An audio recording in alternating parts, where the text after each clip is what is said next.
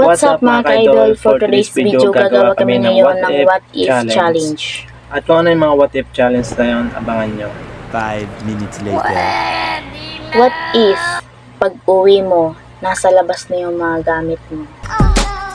Floating yun. What if na lang? What if may anak ako sa iba na di mo pa alam? Where? What if nga lang? Mapatotoo na yan. What if lang? What if, nakipag-meet ako sa ex ko? Parang nangyari yan ah. Paano masabi? What if na lang? What if may nangyari sa amin ng matalik mong kaibigan? Grabe naman. Tatanungin ko. What if nga lang? What if, mahal ko pa ang ex ko? Mahal ko pa ang ex ko. Oh my God! Totoo. What if nga lang, huwag kang andyan.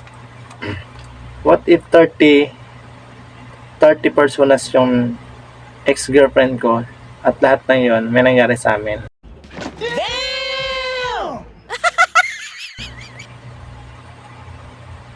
Grabe naman. Sana all. What if, pagod na ako sa'yo? Totoo. What if? What if? Totoo. What if nga? What if naging kami ng pinsan mo?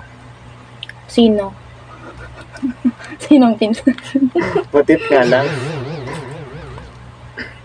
What if, hindi na kita mahal?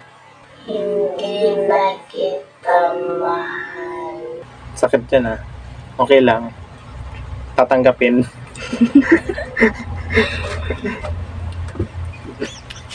What if ayaw ko na matulog sa tabi mo? Bakit naman? Kapitbahay na ako natutulog.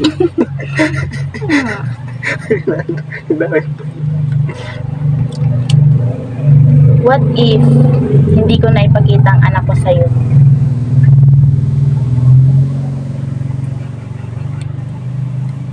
Parang personal na yan ah.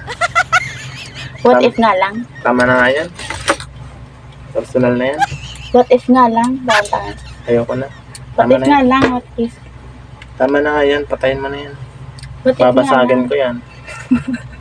Tama na yan. What if nga lang hindi Ayaw- totoo? ayaw Kaya ko na. nga what if? Tama na yan.